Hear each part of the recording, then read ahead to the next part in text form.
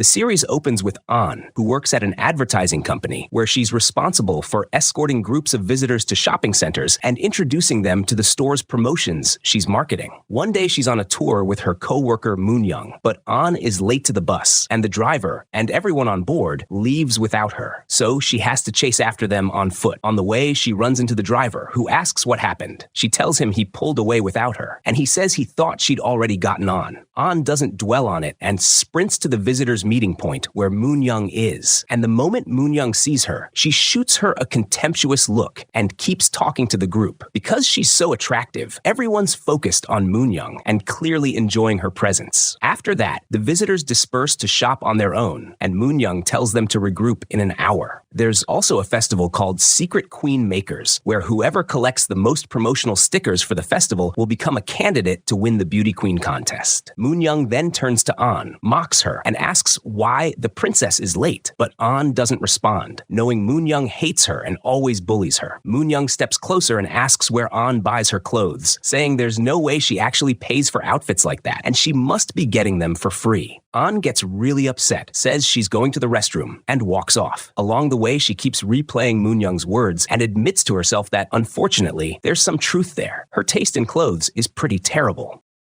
She stops to look at herself in the mirror, tells herself she knows she isn't pretty, and glances at the girls around her, realizing how much more attractive they are. She thinks, fine, she knows her place and won't aim for anything more. She then sits alone on a bench, fiddling with her phone, when another girl suddenly sits right on her, as if she isn't there. The girl notices, apologizes, and says she wasn't paying attention and thought the seat was empty. An tells her not to worry. She's used to being invisible. This isn't the first time. Then lets the girl keep the spot and continues strolling through the mall. She gets into an elevator where there's a little boy. An smiles at him and plays along, but the child screams, cries, and tells her to stay away. His mother, surprised, asks if An did anything, and the boy blurts out that he doesn't like ugly women. An is stunned and humiliated, while the other passengers laugh and whisper about her looks. The mother apologizes, says her son is a bit too blunt, then corrects herself and adds that he's just a kid who says anything. An tells her it's fine, steps out of the elevator, and tries to hide from everyone, her confidence completely shattered. Suddenly, a very handsome young man bumps into her hard enough that she falls. He apologizes, helps her to a seat, and brings her something to drink. An tells him she probably scared him with how she looks and apologizes, but he doesn't understand why she'd say that about herself and insists he's the one who should be apologizing. He then picks up a card that fell from her, one for the Secret Queen Makers Festival, and An tells him he can keep it if he wants because she doesn't need it. He asks why she isn't going to enter the festival. She tells him she knows she has no chance of winning, so there's no way she'll humiliate herself. She knows her limits and won't compete in something she's not built for. The young man is genuinely moved, but before he can say anything, she gets a call from one of the tour visitors saying the festival stickers she collected were dropped. An apologizes to the guy, thanks him for the drink he bought her, grabs her bag, and hurries off. She meets the visitor and decides to give her some of the stickers she has, but when An tries to open her bag, which has a passcode, it won't open. She keeps trying until it suddenly hits her that she must have switched bags with the young man who bumped into her. She apologizes to the visitor and rushes off to find him, but he's no longer where she saw him. She runs through the mall with the bag, searching everywhere, and finally spots him. She sprints after him, only to see him head toward a passage no one else uses. Then she sees him stand before a seemingly solid wall and slip right through it with ease. An is stunned. She hurries over, touches the wall, finds it actually open, and steps inside. Suddenly, she's in a space parallel to the shopping mall. It's filled with world-famous women's beauty brands, and she hears ballet music playing. She sees a glass globe with a spinning ballerina inside, chiming a delicate tune. The moment she touches it, she knocks over a perfume bottle next to it. A young man nearby hears the noise, comes over, and asks what she's doing there and how she even got in. An panics and apologizes, and he asks if she's human. The question startles her. She bolts for the elevator, but as soon as she opens it, the same young man is standing there in front of her again.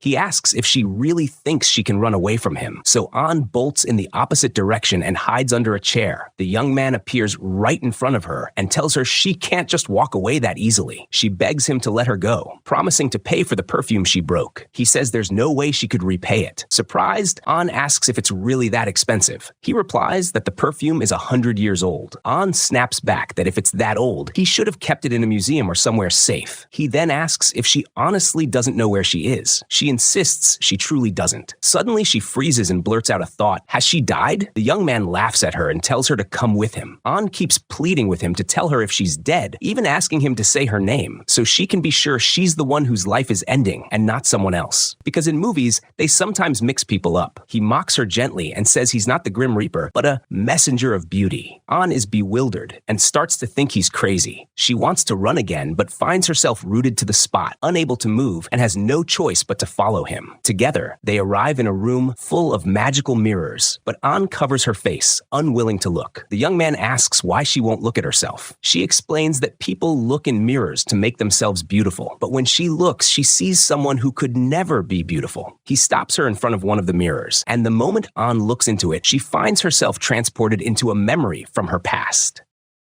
While she's still inside the mirror's memory, An finds herself back in her school ballet class, sitting alone and sad. She opens the costume locker, decides to try on one of the dresses, puts it on, applies makeup, and looks at herself in the mirror, happy for a moment. She practices ballet steps until she suddenly falls to the floor, just as her classmates walk in and start mocking her dancing and appearance. From that moment on, An has hated looking in mirrors because every time she does, she recalls those looks of ridicule and sees herself as ugly the way they did. Suddenly, she snaps back to reality and asks the young man what just happened. He explains that anyone who looks into the magical mirrors relives their most painful memory, which is why she revisited that moment of fear and sadness. She asks him if she's seen him before, because he looks like a famous model. The young man asks why humans think that just because they see something, they're seeing the whole truth. An replies that's how it works. If someone's handsome, people automatically assume he's nice, rich, and has a great personality. He then asks why people compare themselves to each other and judge by the same standards even though everyone's criteria are different, acting as if judging others is life's purpose and ultimate goal. He tells her this is nothing but arrogance and pride, and goes on to say that humans themselves are the reason they drift away from the world. The young man quickly turns another mirror, and suddenly An finds herself back in the very first place she was after stepping through the wall. She asks him what just happened, and he explains that sometimes a person can remember something in vivid detail simply because its scent stayed imprinted in memory for a lifetime. Then he asks her how she wants people to remember her. An wonders if telling him her wish would actually make it come true. He tells her to choose the perfume she wants, so she picks two kinds and admits that she once wished she had a boyfriend to give one to. He asks if she's really wishing for a boyfriend. An says it would be nice, but what she really wants is a perfume that can make her be born all over again. The young man tells her that the perfume she broke was exactly meant to give her a new beginning, but recreating it would take another 100 years. Then he sprays her face with the perfume she chose and reminds her never to forget, not everything you see is the whole truth. Suddenly, An wakes up to the sound of Moon-young mocking her, saying she thought An had fallen in the bathroom. An feels upset and assumes everything she saw was just a dream, until Moon-young suddenly asks if she's wearing perfume. An sniffs herself and realizes it wasn't a dream at all. She finds herself holding a secret Queen Maker's Festival sticker with the same young man's picture on it. Shocked, she rushes to the spot where the magical wall had been, but now it looks like nothing more than an ordinary wall. Then she pulls her bag toward it, and instantly she slips back into the parallel world once again. Suddenly, An finds herself standing before another handsome man, different from the one she met the first time. She realizes she wasn't dreaming and tells herself that this time she'll make a real wish come true. But the man responds out loud with a firm no, leaving her confused. He explains that she wants him to turn her into a beautiful woman, but he refuses because he doesn't like humans and doesn't enjoy helping them. Shocked, An asks how he knew what she was thinking. He tells her he's lived for 1,000 years, so of course he can read people easily. An pleads with him, saying she heard that messengers of beauty are supposed to help humans. He corrects her. That's wrong, and he's under no obligation to help her. He tells her to leave because he's busy. Feeling sad, An starts to walk away, but asks him about the other man who came through the same place, the one who accidentally swapped bags with her. The handsome stranger tells her to check the lost and found. She asks him for directions, then makes her way there, descending countless staircases until she finally arrives. The lost and found is filled with old, dusty objects piled high. To her surprise, She runs into the same man who had greeted her earlier. She explains that he was the one who told her to come here, but he looks puzzled. He doesn't remember her at all. An is stunned that he's already forgotten, but then he recalls she's looking for her bag. An feels a pang in her chest and mutters to herself that he remembered her bag, but not her. The young man interrupts her thoughts, telling her to follow him, and leads her deeper inside. He instructs her to look for her missing bag herself, since they don't have staff to do it for her. An has no choice but to begin searching through the dusty, forgotten piles on her own. An finds that everything in the lost and found is extremely old, so she asks how long they usually keep items. The young man tells her, unfortunately, they don't keep anything for more than 100 years. An is shocked and says all of these things are practically antiques. She asks what the newest item is, and he points to a very old box. Before he can warn her not to open it, An flips it open, only for a flock of doves to burst out. Terrified, she falls to the ground, scattering a pile of dusty objects until her clothes are completely covered in dirt. The young man hands her a device to clean her face and tells her to change her clothes. An goes into the restroom, washes her face, enjoying the clean feeling, and then puts on a very old dress. She comes out and tells him it doesn't look good on her. He bluntly agrees, saying it looks awful, and asks her to change it. She steps into another room, but instead of just changing, she suddenly finds herself transported into a memory from her school days. She enters a classroom and sees her desk with a note left on it by a classmate asking her to meet him in the garden in 5 minutes. In the garden, An sees her younger self standing with the boy. He asks if she was surprised by the letter, and she shyly admits she was very surprised. He then confesses that he really likes her. An, caught off guard, asks why her, and he says that to him, she is beautiful, and being around her all the time made him develop feelings. An's face lights up with joy and bashfulness. He asks her to go out with him, and she agrees, looking at him with genuine affection. But suddenly, their other classmates appear, mocking her. It's revealed they had placed a bet on how long it would take for An to agree to a relationship. The happiness on her face shatters in an instant, replaced by humiliation and heartbreak. Her classmates leave after cruelly wounding her feelings, making her feel like the ugliest girl in the world. An stands frozen, sobbing, watching herself get torn apart by everyone around her. Then she steps back through the door she had entered and asks the young man what that place was. He tells her it was the lost items storage. He asks if she found what she was looking for. An hesitates and asks what she's supposed to be looking for. He answers that she should be searching for her lost time. She doesn't understand what he means, insisting she's only here to find her bag. The young man explains that he's met many like her, people who always make the same mistake. They wish they could go back in time to fix their regrets, but even though they feel guilty, they don't actually grow or give themselves the chance to correct their mistakes in the future. An snaps back that he isn't human, so he has no right to judge people that way. He doesn't understand that life is harsh and never gives anyone everything they want, and that she's barely just trying to survive each day. He calmly asks why she doesn't truly try to survive, since from his perspective, she hasn't even tried to be beautiful. She just surrendered to what others say. An admits she wants to be beautiful, but doesn't know where to start. The young man tells her he'll help. He takes her back to the very first place they had been, chooses a set of makeup tools, and applies them to her. After a while, he places her in front of a mirror. An is stunned. Every imperfection on her face is gone, and she's as beautiful as the other girls. She can't believe it. She even pinches herself to check. When she looks back, the young man has vanished, leaving her breathless before her new reflection. An keeps searching for the young man to thank him, but she can't find him anywhere. Just as she's about to leave, she hears an alarm, and suddenly 4 young men appear, advancing toward her as if to arrest her. Terrified, An takes off running until a third stranger blocks her path, seizes her, and forces her into an interrogation room. People are watching her from behind glass, and she panics, pounding on the door. The investigator tells her to calm down, then sits across from her and asks her name. An nervously asks what she did to get arrested. He replies that it's clear she intends to deny everything. She tries to think of her mistake and remembers the 100-year-old perfume bottle she broke, realizing they must have taken her in because of that. She imagines herself spending the rest of her life working for them to pay it off, so she demands a lawyer. The investigator mocks her, saying human laws don't apply in their world. She asks what laws do apply, and he tells her she'll be interrogated and then given a summary of her sentence. Frightened, An asks who will judge her. He says their master. She pictures herself standing trial before a shadowy figure who sentences sentences her to death as an executioner raises a sword to end her life. Snapping out of her imagination, she begs the investigator for help. Instead, he tells her to confess to stealing the jewelry. An is completely stunned, insisting she never stole jewelry and thought she was arrested for the perfume bottle. The investigator says he'll verify whether she's lying and takes her to the store where the theft occurred. There, An is searched, but nothing is found on her. She asks if there are security cameras to prove her innocence, but he tells her that at the exact time of the robbery, the cameras were under repair.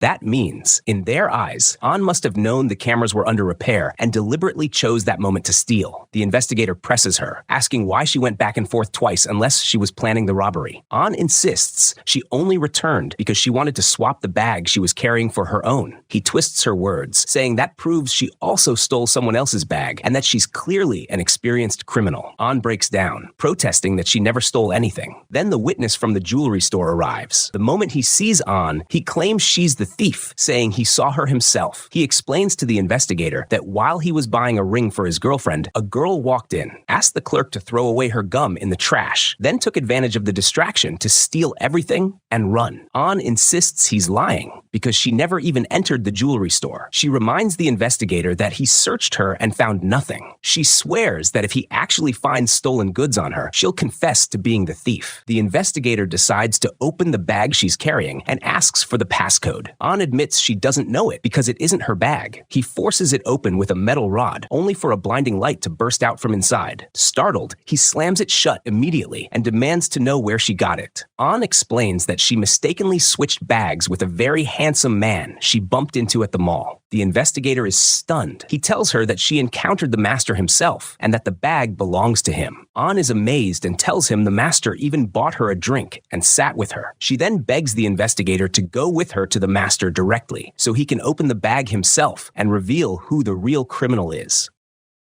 The man who had testified against An suddenly panics and confesses that he was the one who stole the jewelry. He even pulls all the stolen pieces from his pocket. The investigator is shocked, arrests the man, frees An, and apologizes for everything she's been through. He offers her a place to rest, but An refuses, saying she just wants to leave. The investigator smiles and says she has to return what she stole first. An, frustrated, insists she hasn't stolen anything, before he interrupts, telling her she stole his heart because he's never met anyone like her. An blushes with embarrassment as he gently places a beautiful necklace around her neck, asking her to take good care of it. He bids her farewell and walks away. An remembers she still needs to meet the master to return his bag and retrieve her own, so she rushes after the investigator to catch up. But suddenly, she finds herself back in the human world. Jun-young appears, asking where she keeps disappearing to. An notices in her hand a festival flyer with the faces of 3 young men, exactly the 3 she had encountered. Jun-young mocks her, saying she finally understands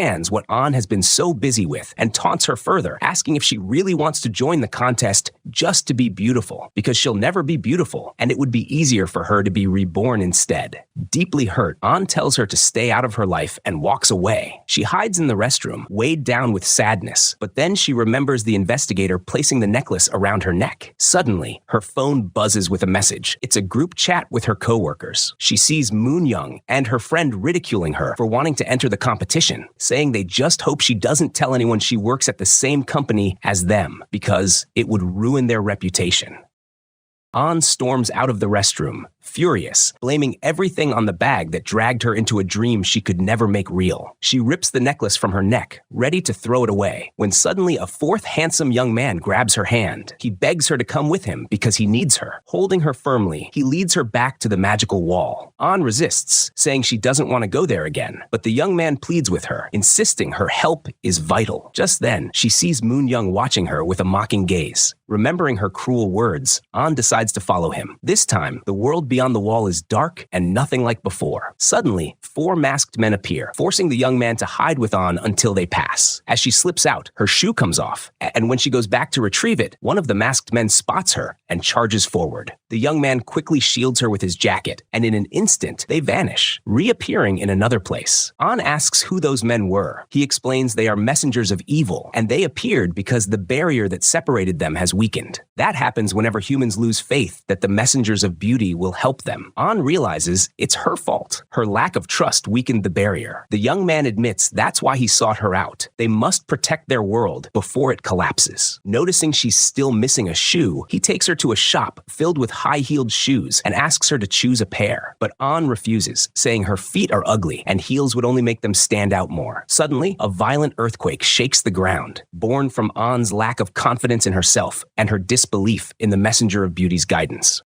She tells him the messengers of evil feed on her fears and apologizes, saying she really can't help, that she's not the right person for the job. Suddenly, the place shakes again. The young man runs off to check what's happening and reassures An, telling her not to be afraid because he will protect her no matter what. Feeling guilty, An decides to try to help. She slips on one of the heels he picked and steps out into the corridor. She spots one of the masked men coming down the stairs. Luckily, he doesn't see her, but she accidentally knocks her bag and someone among the masked men hears it and bolts after her. At the last moment, a messenger of beauty manages to rescue her, and An is so relieved she hugs him. She apologizes and tells him she's just happy to see him. He urges her to hurry and follow him. They stop in front of a door they must open, but it won't budge. An says they don't need the door because they can pass through the wall. Yet, the young man explains the magic of their world has weakened from the messengers of evil breaking in. An looks for a solution and notices a button by the door with the same symbol as her necklace. She quickly removes the necklace, fits it into the button, and the door opens. She asks if everything is back to normal, and he says not yet. They still have to open the master's bag. An says she doesn't know the passcode. He tells her there's no one else who can open it. She thinks hard, and then the festival sticker in her hand falls out. When she looks at the three young men pictured on it, she remembers the letter game she likes and takes the first letter of each of their names, turns them into numbers, and is able to unlock the bag. As soon as she unlocks it, a brilliant light bursts out, and suddenly An finds herself standing in the middle of the Secret Queen Makers competition. It's her turn to step onto the stage with the other contestants. Embarrassed and overwhelmed, she can't believe what's happening. She looks at the beautiful girls lined up beside her and at the audience staring at her with confusion. The host announces her name to everyone and asks her to join the lineup. He then reads out the application she submitted to enter the contest, which is written in coded letters. Before An can answer what they mean, Moon-young interrupts, taking the chance to speak for her. She smugly tells the host the letters mean An wants to be a princess too, since her name literally means princess. The crowd erupts in laughter, and the other contestants giggle as well. Then it's time to reveal the barefaced photos of each contestant. When An's school photo flashes on the big screen, showing her awkward and unattractive, the entire audience bursts into hysterical laughter. They point, mock, and ridicule her mercilessly. An crumbles, unable to believe her eyes. She falls from the stage in humiliation, and the crowd swarms around her, filming and laughing. Broken and overwhelmed, An screams at them to stop recording her. Suddenly, she wakes up. It was a nightmare. She's sitting on the company bus, the driver asking if her bad dream was really that awful. Relieved, An smiles faintly, glad it was only a dream, though still saddened that nothing had been real. Later, back at the shopping mall, she wanders through, gazing silently at the advertisements for the Secret Queen Makers beauty contest. An suddenly receives a message on her phone saying she's been accepted into the competition. She's stunned. She never even applied. Just then, Moon-young shows up, smugly asking if An got the acceptance text, revealing that she entered An into the contest herself. She tells her not to thank her just yet. Upset, An walks away without saying a word. The next day arrives, the day of the competition. All the other contestants are busy preparing, except An, who sits outside the shopping center, unwilling to go in. She dreads the ridicule she's sure she'll face, but then she remembers all the messengers of beauty she met, each encouraging her to face her fears and self-doubt. She recalls how her fear fed evil and gave it strength to destroy her. She remembers the investigator telling her he'd never met a girl like her, and the other young man who told her she wasted her life surrendering to others, words instead of trying to change. Gathering her courage, An decides not to give in. She heads into the shopping center, asks a stylist to do her makeup, then chooses clothes more elegant than the ones she normally wears. Walking through the mall, she suddenly spots the master, the same man who bumped into her the first time and accidentally swapped bags. She wants to ask him questions, but decides not to, fearing he might embarrass her. But the master calls her over himself, asking about her journey. An beams with joy, realizing everything she experienced was real, that she truly had met the Secret Queen Makers. She thanks him for everything he did for her, encouraging her to hurry to the competition. The master gives her a necklace with a gemstone as a gift. He tells her no jewel shines brighter than she does because she is genuine, and nothing is more radiant than a real person. An thanks him and goes to prepare herself. Soon she enters the event hall, appearing in a stunning white dress that leaves the entire audience in awe of her beauty. Moon-young is shocked when she sees her, unable to believe this radiant woman is really her co-worker An. An steps confidently onto the stage and wins the competition. Moon-young is so stunned that she tumbles off the stage, mirroring the exact scene An once saw in her dreams. An rushes down to help her and escorts her out, since Moon-young can't walk properly. She even offers to take her to the hospital, but Moon-young rudely refuses, telling her to leave her alone. An, hurt, asks why she's hated her so much when she's never done anything to her. Moon-young admits that she used to be just like An, bullied for being overweight. To win approval, she forced herself to change. Bullying others made her feel like she belonged with the bullies instead of being their target. She says she sees her old self in An, the self she hates the most. An is shaken, but doesn't let the words affect her. Instead, she helps Moon-young return home safely. The next day, An is back at work, leading another group of visitors on a tour through the mall. She happily tells them about the places they'll explore together. The visitors are delighted, having recognized her as the winner of the beauty contest. As she continues, An notices one girl sitting apart from the group, quiet and withdrawn, a reflection of her former self. During the tour, An hands out festival stickers to the visitors, including the shy girl. She gently encourages her to open the mall's vault, telling her she has already chosen a special place where she'll make her payment, and promises a surprise will be waiting there. The girl lights up with excitement at the thought, and An smiles, walking alone through the shopping center with a new sense of peace and purpose.